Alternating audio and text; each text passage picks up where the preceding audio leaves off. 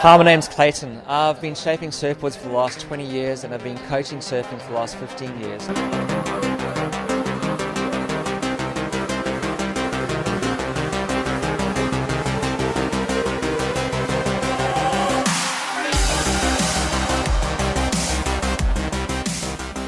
Okay, so every short little pump you do, you end up going flatter, your board pushes water. Okay. Does that happen with pros in video sections and that kind of stuff a lot? Is that them messing it up? Did Mick Fanning do it now? No, he didn't. He's a world champion. So, I mean, are they making mistakes? It's a confidence issue. Okay. And also, look, waves aren't perfect. Sometimes you often have to, I don't like it, I'd rather see it done smoothly, but you may have to wait for the section to line up before you lean and hold that turn.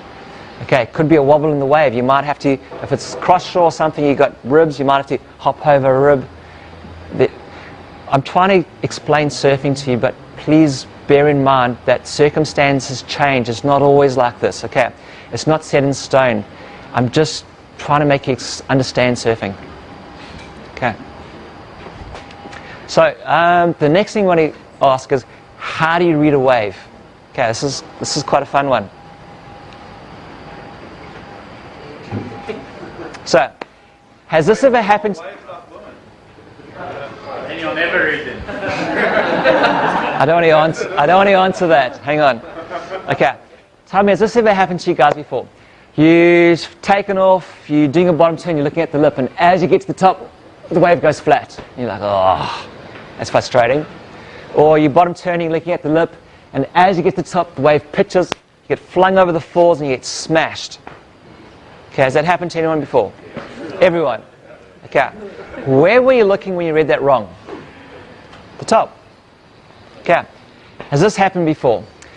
Paddling to a wave, you're looking down, it's low tide, the wave just starts sucking up, and you're like, oh, jeez, if I go for this thing, I'm going to die. Okay, so you're like, brakes on, and the wave goes, and you're like, ooh, lucky I didn't go for that one.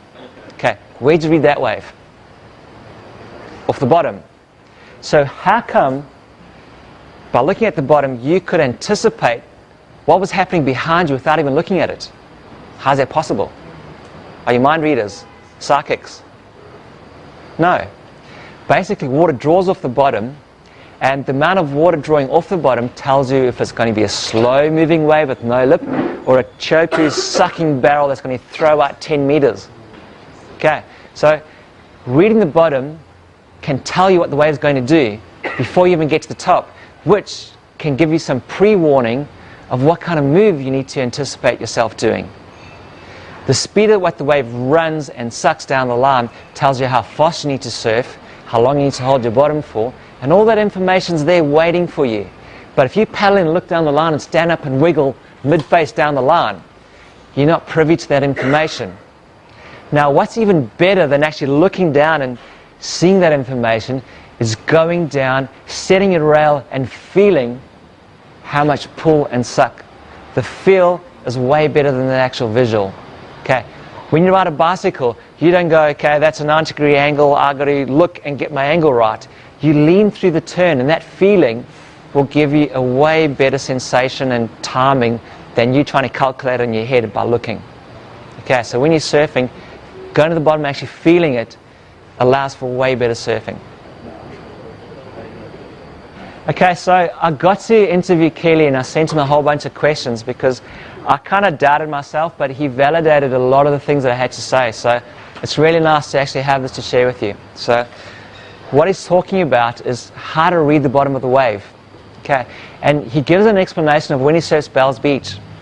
At Bells, the wave it's hollow on the top third. It's not really, doesn't draw off the bottom like Chopu does.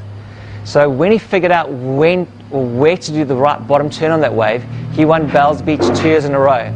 So have a listen. There's a wave I don't like very much. He's talking about Bells Beach. Tricky wave.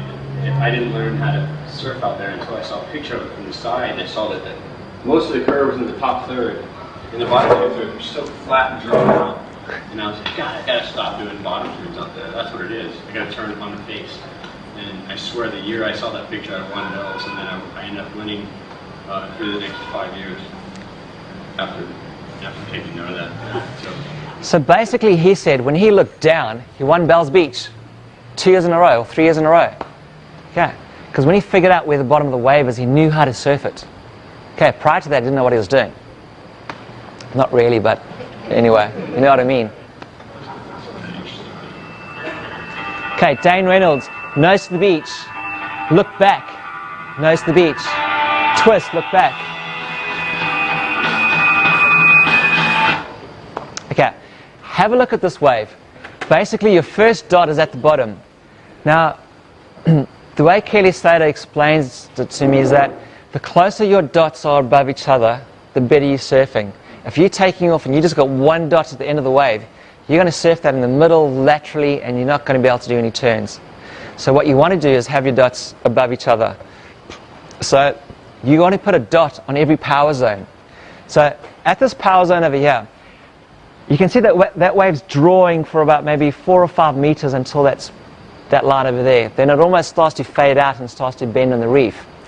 What that tells me, that barrel is going to throw for 4 or 5 meters. So I've got to surf as quickly as I can, then the wave starts to slow down. So if I lean and do a bottom turn and aim for the top, at that top I can do an alley-oop, I can do a drop wallet, I could do a 180 air, I could just do a basic re-entry, I could go for an open face carve. The bottom turn, the wave's going to suck pretty fast, which means it's going to be a fairly short lean before it pulls me up. Okay? So while I'm leaning and I'm looking at the top, I can think, well, what do I want to do? And I've got tons of time to figure out my twist while I'm doing my lean. When I lean, I'm on my toes, which gives me some explosive pop to attack the lip and to do any move I want to do. Okay, so just by taking your time, going to the bottom, you have a way better setup. By leaning through the bottom turn, it makes your surfing look unpredictable, which is fun. Because while you're leaning, you're on your toes and you can then jump, twist, rotate, do whatever you want to do on that wave. And it's that unpredictable X factor of Dane Reynolds, Geordie Smith, John that the world loves. The guys who surf flat in the middle, they're going to bounce, hop into the shoulder and do a cutty. You might as well not even watch it, just give them a 2-point ride. It's boring, no one likes that kind of stuff. Okay, as you come out of that top turn, straight back down to that third power zone, at that point the wave starts to fade out. Either go for a roundhouse, make sure you hit the foam so you got more speed, or otherwise kick out the back and look for a better wave. How many of you guys surf and get amnesia on your waves? Where caught a wave, you kicked out and like, oh, I don't know what I just did. Has that happened to anybody? Yeah. Okay.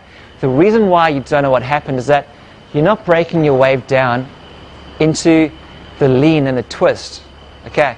If you go down to that first bottom turn and you slide out, maybe you twisted on the bottom turn, maybe your fins weren't in properly, but you could go and then fix that.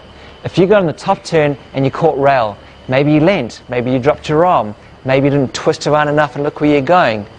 And you can start to fix your twist. That hopefully by the time you catch a second wave, you're starting to break down the surfing just into 2 basic components, a lean and a twist, and you can self-coach yourself and start to fix your surfing. Okay? Or if you got left behind in that section, you know maybe you've got to compress a bit more and extend a bit more. So there's so many things you can do to fix your surfing.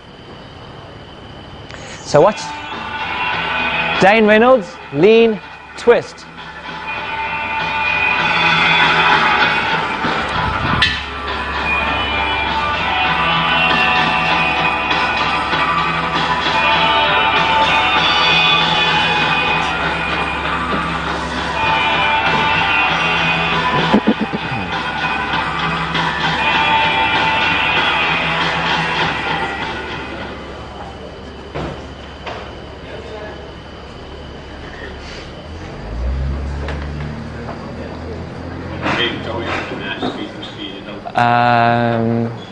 Carla, do you have the remote wherever you are?